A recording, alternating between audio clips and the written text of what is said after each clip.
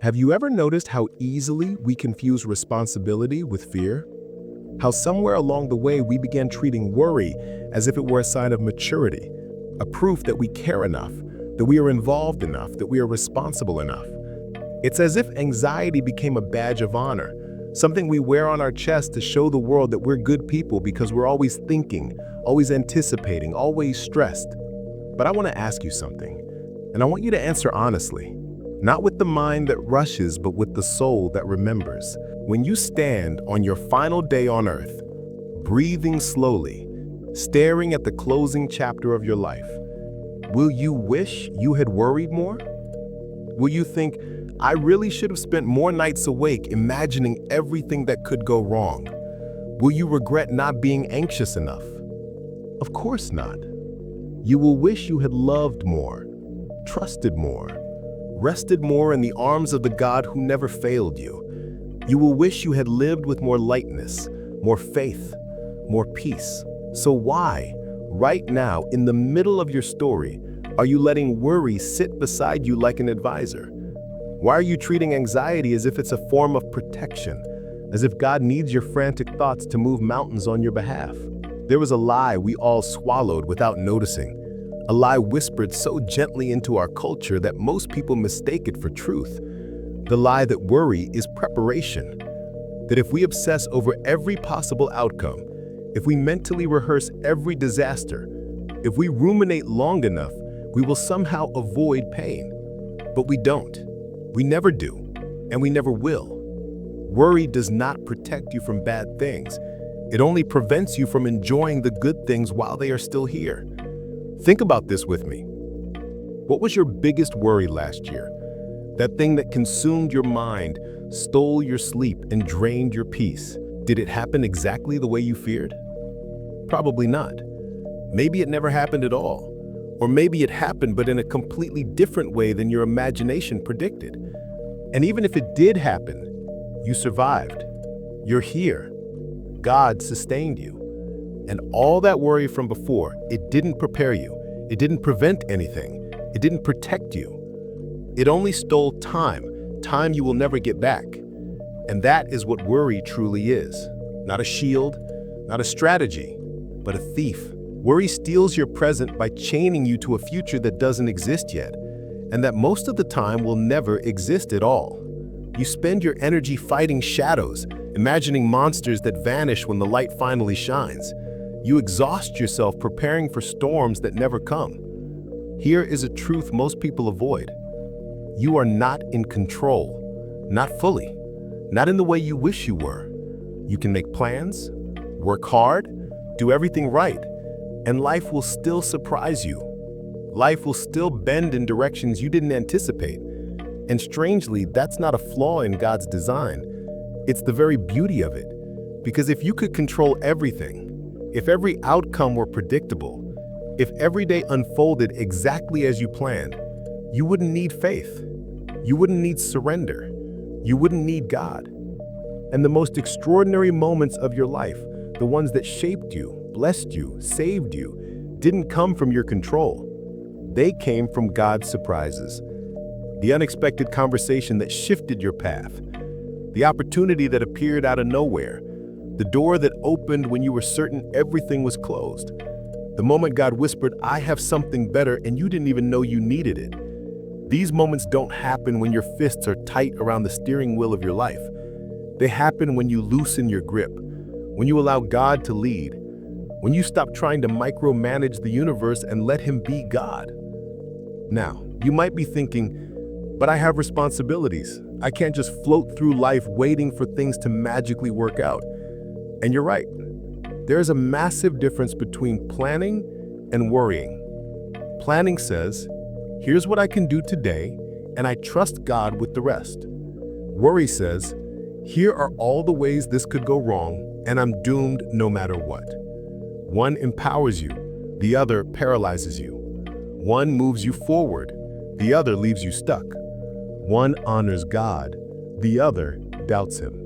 Most of us convinced ourselves that worrying is a sign of love, that if we're not anxious about something, it's because we don't care enough. But that is a lie. one of the enemy's most effective lies. You can care deeply and still choose peace.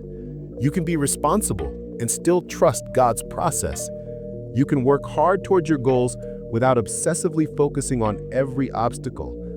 Think about the best things that ever happened to you, the people who changed your life, the opportunities that opened doors, the moments that altered your story. How many of them did you see coming? How many were part of the plan you carefully drew out?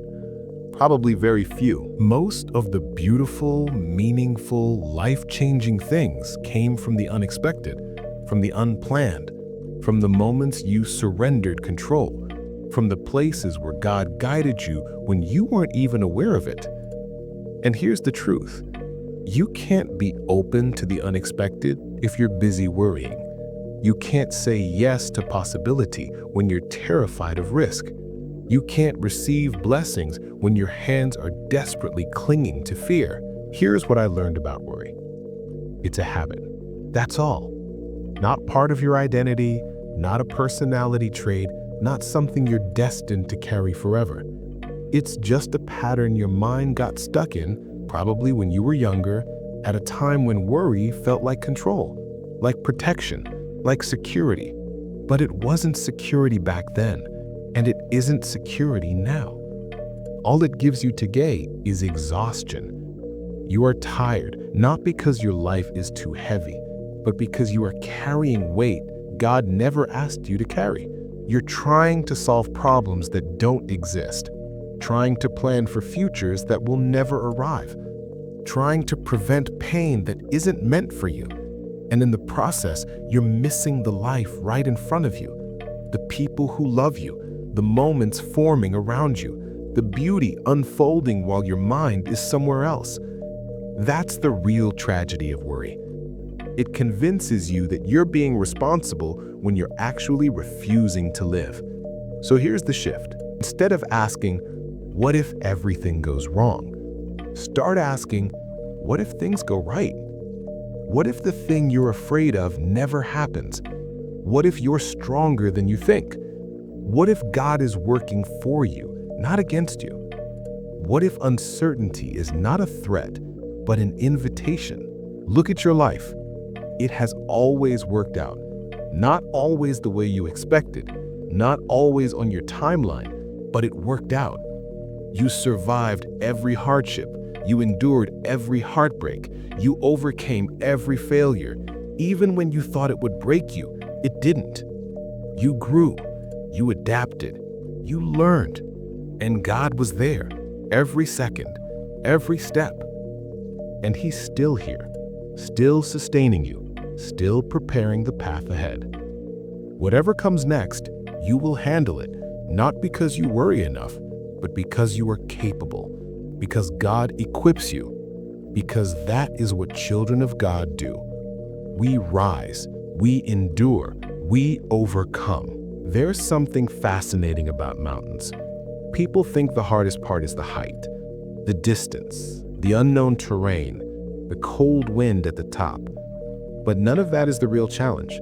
The biggest obstacle is what happens inside you the moment you look up and see something so big, so intimidating, so beyond your ability. Your mind panics long before your feet ever take the first step. Your heart begins to race long before the path becomes steep.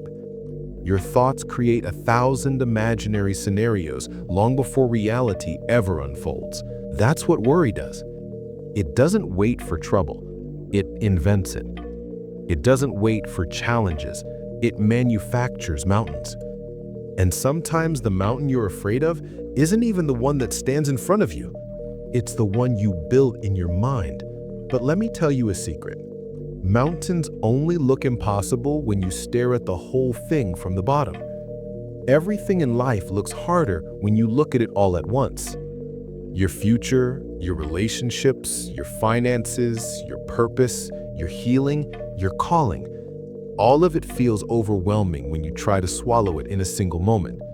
But the truth is, you were never meant to carry the whole journey at once. You were meant to take one step, then another, and then another. God guides you step by step, never mountain by mountain. You're not responsible for the entire climb, just the next move, just the next breath, just the next act of faith. But worry tells you that you must solve everything today, that you must figure out the entire future now, that you must control every outcome in advance. And that is why worry paralyzes you. It shows you the mountain in full scale, but hides the fact that God is climbing with you. Let me show you a different picture. Imagine you're at the base of a massive mountain. Your knees are trembling, your mind is spinning, you're convinced you're not ready, that you don't have the strength, the tools, the training. But then something shifts. Instead of staring at the summit, you look down, and at your feet, you see a single stone, a single step. You take that step. Then you notice another stone in front of you. So you move again, and again, and again. You're no longer obsessing over the peak. You're simply responding to what God puts right in front of you. And before you know it, you're halfway up the mountain. And you turn around, and the place you once feared now looks small, almost unrecognizable. And you whisper to yourself in disbelief, "I'm really doing this. I'm actually doing this." And if you listen closely, you'll hear God whisper back. That's what transformation feels like. Not dramatic, not sudden, not cinematic. It's one obedient step at a time. And here's the truth no one told you. You are stronger than you feel right now, more capable than you believe, more equipped than you realize, more supported than you've ever noticed. Worry blinds you to your own strength. Faith reveals it. Worry shows you everything that might crush you. Faith shows you everything God built inside you. Worry focuses on the danger. Faith focuses on the presence of God in the danger. And here is something I want you to hear deeply. The mountain isn't there to destroy you. It's there to develop you. You're not in this climb because God abandoned you. You're in it because He's preparing you. Every mountain you have ever faced has shaped you. Even the ones you didn't climb successfully. Even the ones that left you trembling. Even the ones you begged God to remove. Some mountains strengthened your endurance. Others sharpened your wisdom. Others taught you who you could trust. Others forced you to let go of what you didn't need. And some mountains, only in hindsight, you realized were actually staircases disguised as obstacles. But worry hid that from you. Worry always hides the purpose behind the process. Let me ask you something. How many times did you think, this is going to break me, only to discover later that it built you? How many moments did you think were the end, only to realize they were the beginning of something new? How many times did you think God was silent, when in reality, He was working on details you didn't have eyes to see? This is why Jesus said, "Do not worry about tomorrow." Not because tomorrow doesn't matter, but because today does. Worry steals your strength for the day you're living. Worry drains the energy you need for the steps God has set before you right now. You cannot climb today's mountain with the weight of tomorrow strapped to your back. Worry multiplies the burden. Faith right-sizes it. Worry adds weight. Faith releases it. Worry says, what if it all goes wrong? Faith says, even if it does, God will carry me. Worry says, I can't do this. Faith says, God can do this through me. Worry assumes the worst. Faith remembers God's track record. And God's record is flawless. You have survived everything you thought would destroy you. You have surpassed moments you thought would undo you. You have endured heartaches you thought would end you. You are still standing. Not because worry prepared you, but because God sustained you. Let's go deeper. The fear of not being enough. A lot of worry doesn't come from the future at all. It comes from a quiet but constant fear inside you. Maybe I'm not enough. Not strong enough, not smart enough, not prepared enough, not loved enough, not spiritual enough, not worthy enough, not capable enough. This fear hides behind your anxiety. Every time you overthink, every time you spiral, every time you expect the worst, you're not actually afraid of the situation. You're afraid you won't be able to handle the situation. But listen to me carefully. You do not have to be enough. God is. You do not have to foresee every outcome. God does. You do not have to control everything. God already has. Your strength was never meant to carry your entire story. Your wisdom was never meant to solve every problem. Your power was never meant to handle every mountain. You were designed to depend, not on worry, but on God. The world tells you independence is power, but the kingdom of God says dependence on Him is where real strength begins. You are not weak when you rely on God. You are unbreakable. Worry whispers, you're alone. Faith reminds you, you never were. Anxiety screams, you can't. God whispers, I already made a way. You see, the problem isn't uncertainty. The problem is that you've been trying to navigate uncertainty with self-reliance. But when you surrender, when you breathe, when you release the illusion of control, when you open your hands instead of clenching them, something incredible happens. You finally make room for God. And when God steps in, everything shifts. Not always outwardly, but inwardly. Not always instantly, but inevitably. And slowly, so slowly, you might not notice at first, the anxiety that once felt like your identity begins to loosen its grip, because fear cannot survive in a heart filled with trust. Let me tell you something truthfully. You were not created to live in survival mode. You were not made to constantly anticipate disaster.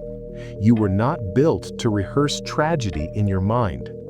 You were created for peace, for purpose, for presence, for connection, for trust, for joy. And even though you may have forgotten it, your soul hasn't. Your soul remembers Eden. Your soul remembers the garden. Your soul remembers what it feels like to be unafraid.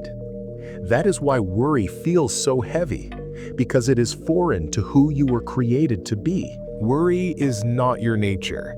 Peace is. Fear is not your home. God is. You are not made for chains. You are made for freedom.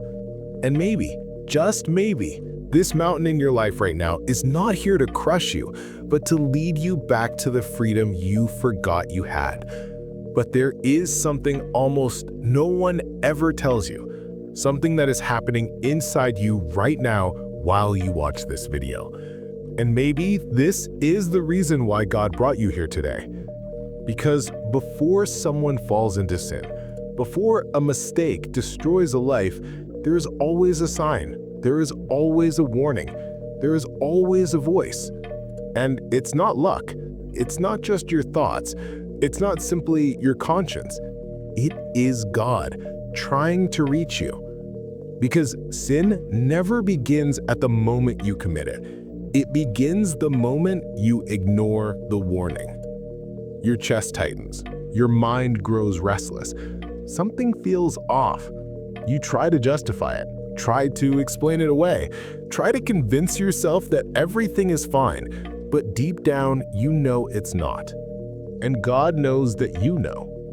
Because before the fall comes the alert. Before the mistake comes the uneasiness. Before the pain comes the gentle whisper of God saying, "My child, stop. Turn back. Do not go down this path." And this is where so many people stumble. They confuse God's warning with fear. They confuse His conviction with doubt. They mistake His voice for human insecurity. But let me tell you something you may have never noticed. God's warning does not come to restrict you. It comes to protect you. He is not trying to take something from you. He is trying to keep something from taking you away from him. The alert isn't punishment, it's love. And maybe today, the warning is this very video. Maybe right now, God is using these words to reach your heart before you do something that will deeply wound you. Because sin always promises freedom, but delivers bondage. It promises pleasure, but delivers emptiness. It promises life, but delivers death. And that is why God warns you first. Because he loves you too much to watch you destroy yourself silently. But there is something even more important. God never warns you to shame you. God warns you to restore you. He doesn't say stop because he's against you. He says stop because he is the only one who sees what you cannot see. He is the only one who knows where that path ends. And maybe right now, you are one step away from a decision that will change your entire life. A word spoken in anger, a message sent impulsively, an encounter, a choice, an intention, things that seem small but carry consequences bigger than you imagine. And God is saying, my child, I love you too much to let you fall. So open your heart, listen to the warning, respond to the call. Let God guide you before sin destroys you. Because every time God warns you, it is proof that he still has a purpose for your life. He still believes in you. He is still calling you back home. But there is something even deeper you need to understand. When God warns you, he is not pointing at your failure. He is pointing toward your future. People think God's warnings are about punishment. They think it's about rules, restrictions, guilt, or condemnation. But if that were true, he wouldn't whisper. He would shout. He wouldn't nudge your heart. He would force the outcome. But he doesn't. Because God isn't after your fear. He is after your freedom. And freedom always begins with truth. The truth about what you're doing. The truth about where your choices are leading. The truth about the quiet war happening inside your mind and heart.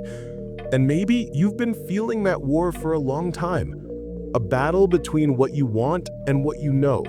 Between what feels good and what is right. Between your desires and God's voice.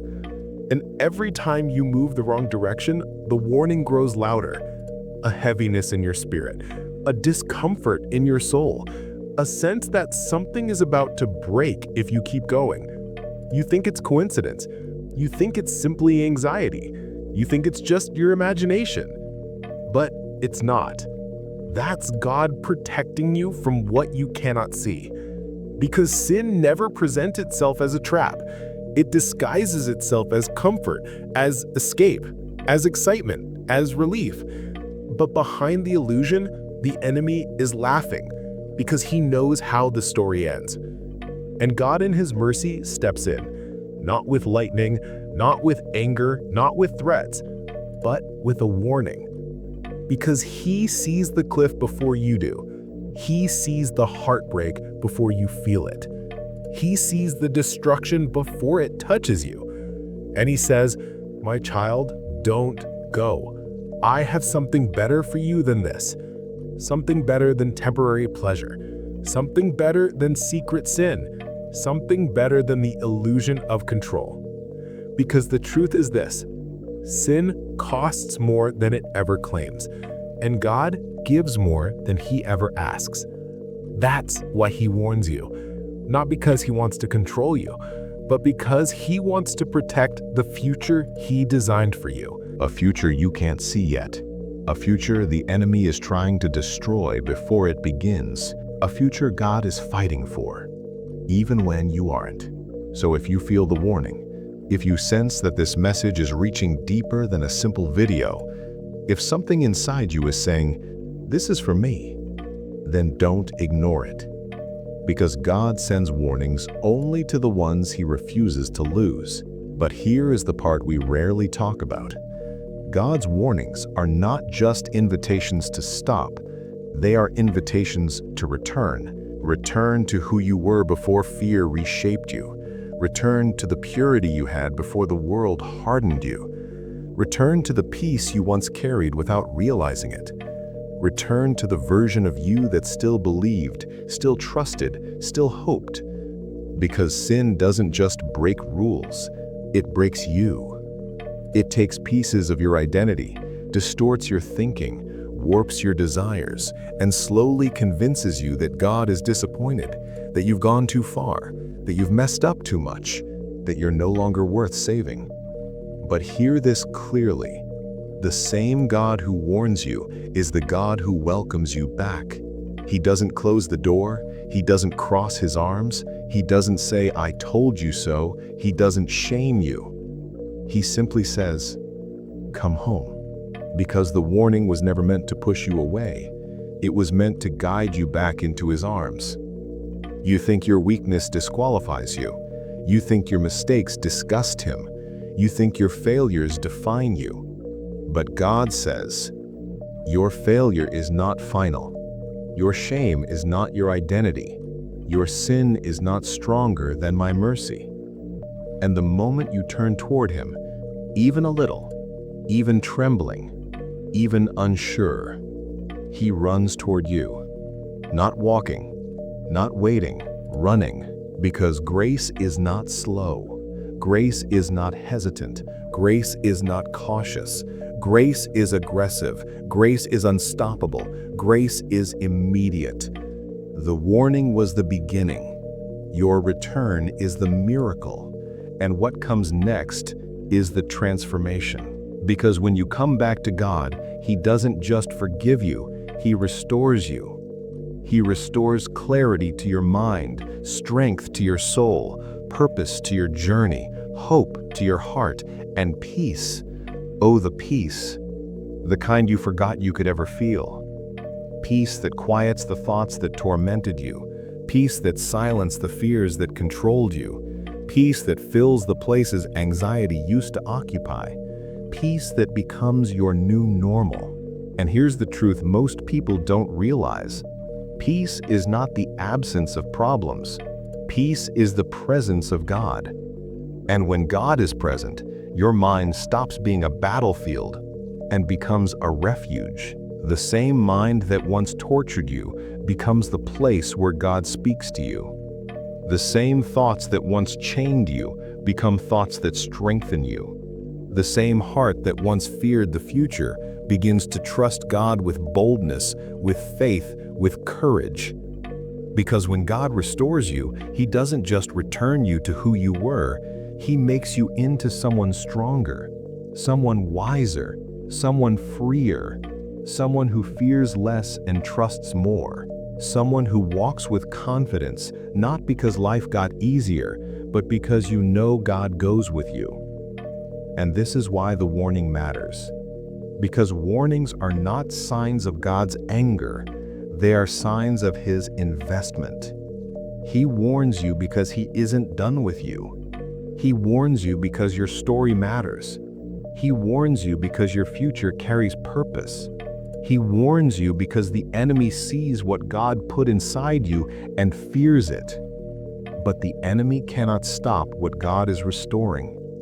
And God is restoring you right now, through this message, through this moment, through this awakening happening in your spirit. This is not an accident. This is not coincidence.